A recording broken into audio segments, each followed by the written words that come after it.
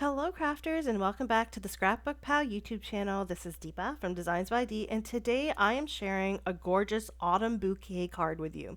Now I'm going to be using some products from Honeybee Stamps, and although this may look like it takes a long time, once you get going it really doesn't take that long at all. So let's go ahead and take a look at what we're going to be using.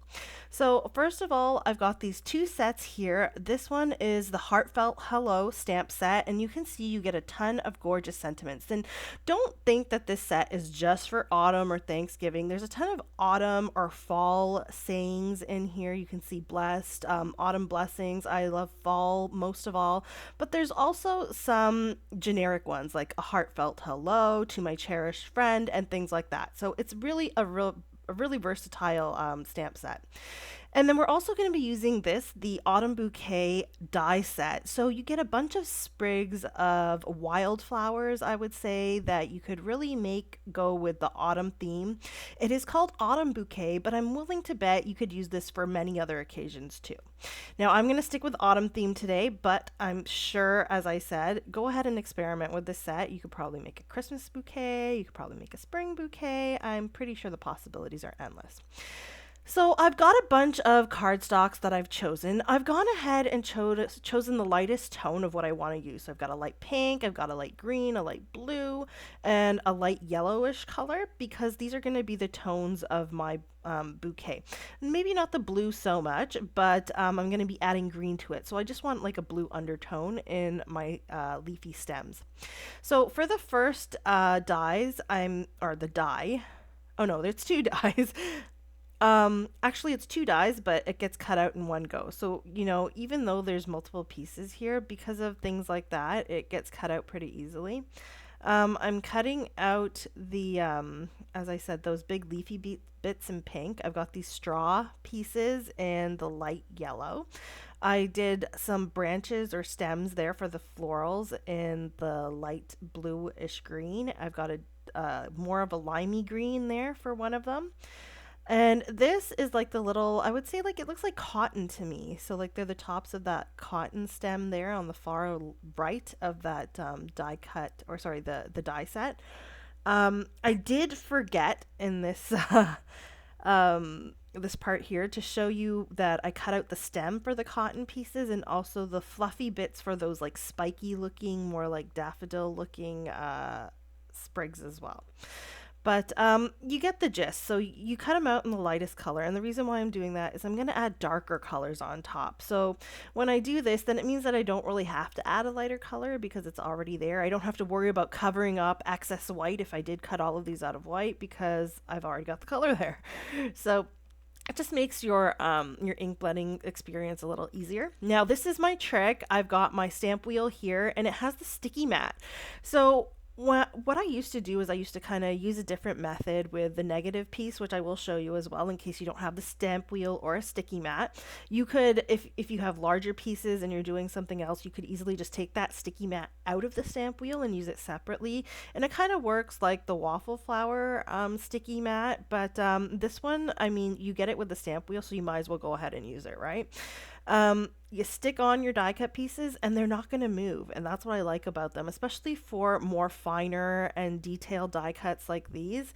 You stick it on there, you can add your ink and it sticks nicely. It's not moving around, you're not going to rip or bend your die cut. So I really like how this works for inking up die cut pieces like this. Now I'm going to go ahead and I've added some like a peachish color. You can see the colors I've got on the right there. They're all Pinkfresh Studio inks, and I think for this one here I'm using some evergreen to kind of deepen it even further. The first green stem I used olive to give it more of like a yellowy greenish hue. On the pink fronds here I'm going to be using apricot. This has like a nice yellowy peachy tone, so it's just really going to go nice with that light pink that I've got for the leaves. For the wheat, or the wheat stalks, I think I used one of the coral colors there. Now here for these little tufty bits, these are like the floral pieces of that darker green frond. I'm doing it in Berrylicious, and then I'm also going to add some apricot to it to get like a two-tone going of red and like an orangey yellow. And I've cut out these pieces twice, okay? Because I did cut out this frond twice because I want to have two of them. This is the only frond besides the like the spiky looking daffodil one that's going to have color to it besides a yellow or a green. So I really wanted to have a little bit more of that in the card. And once you've inked them up, you can see how nice they look once you take them off. Now this one here, it's the cotton pieces. So I'm not going to add too much color. I just add a little bit of the apricot at the bottom just to give it a hint of yellow. So now I'm going to go ahead and put together this frond. Now remember I have two of them. I'm going to show you how I do one. The second one is the exact same thing. And please do remember when you're putting together these branches, there's no right way or wrong way. You could snip off some branches, you could put some on, miss a few of the tufts, do them in different colors. I mean, it's completely up to you and no one is going to notice. I guarantee you that. Like for example, for this one, you can see that the smaller pieces, I'm just using liquid glue to attach these. Okay, so these are nice and flat up against the stem piece, and then I've got some thinner foam squares here that I'm going to use to attach the larger pieces, and the reason why is simply because I couldn't fit the foam on the other smaller pieces, right?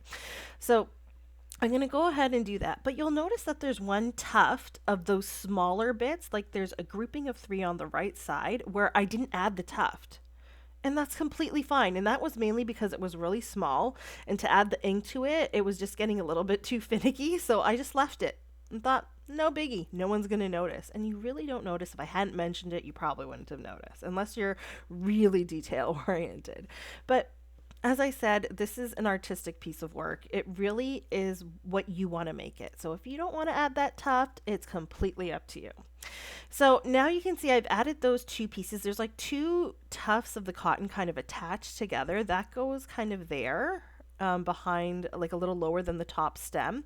And then on the top one, I'm just attaching that larger piece. Now I have this fourth piece, which I think is supposed to go on the original stem, but I'm just going to attach it here and say, hey, I've got 2 stems of this cotton. So as I said, make it work for you. Do what you want. You can add one of those tufts, 2 of them, 3 of them, all of them. It's completely up to you. So here's the other method that I used to use if you don't have a sticky mat. Just keep your negative die cut piece, put a piece of washi on the back, and then inlay your die cut pieces. And once that's done, then you can add ink in whichever way you want. Because you've inlaid it into the cardstock, you have space to hold on to that cardstock, and you're not going to move your die cut around. It's not going to get bent or pushed in any which way because, as I said, it's inlaid into that negative piece. So this is the method that I used to use. It does take a little bit of extra time because you have to keep those negative pieces, inlay it, so on and so forth. So the sticky mat does really come in handy. It's just much easier, but if you don't have it, I like to kind of show this so that you have an alternative method.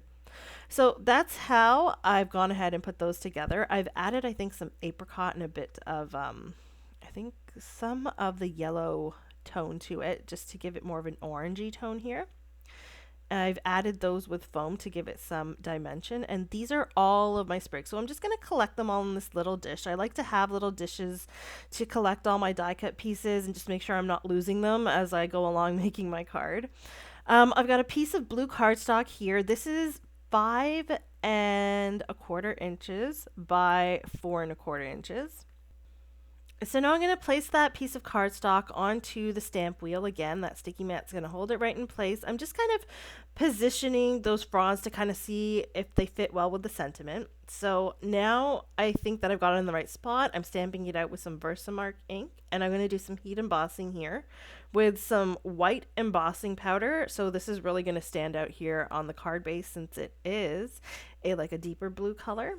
So what I really want for this card is to have that sentiment in the center and then kind of have those autumn bouquet fronds just kind of encircling, not encircling completely, like semicircle, halfway just along the bottom and the sides, that sentiment. So it kind of just all comes together nicely.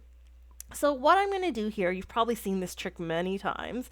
I never used to do it and think it was too much work, but after I started doing it, I thought, oh my God, I've been missing out this whole time. This is so much easier. And wait for it. I'll show you in a second what I mean. So I'm just organizing my fronds where I want them, just around that sentiment as I mentioned. I'm just layering them together. I'm not worrying, if they look perfect or not, as long as you can see the ones that I really think I want you to see, like the white cotton bits and those colorful flowery fronds and stuff, I think that the straw and those pink fronds going behind works a little better. So you can arrange your bouquet in whichever way you'd like. Once I've got it where I think I like it and I've got all my bits on there, you could, if you don't want to add all of these, save a couple of the fronds and put them in the center of your card, but I'm going to use all of them today. I've grabbed my my press and seal. So I've got a sheet of press and seal, and I'm just going to pick up all of these fronds. And you can see you can also manipulate after you've picked them up your bouquet on that press and seal, and that's what I did there for one of the flower bits. So once you've got that all on there and off of your card base, you can go ahead and add some adhesive on the back of all those fronds. Now keep in mind that any fronds that overlap are not going to grab the adhesive because you don't have access to them. Not to worry, once we get them on the card base, we can go ahead and fix that up.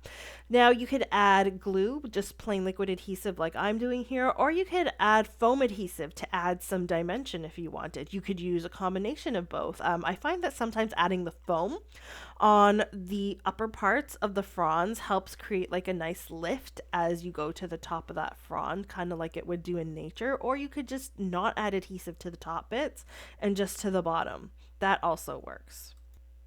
However, you do have to keep in mind when you put it in a card that there's a bit of lift in your die cut pieces. I'm sorry, in an envelope.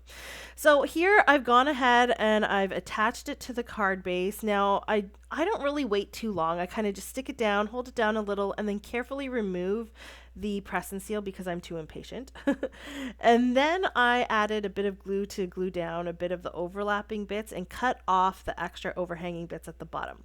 Now I'm going to add this to my card base a little differently. I'm not going to keep the border around the entire edge. I'm just going to have it on the left and right and the top edge. So it is flush with the bottom of the card.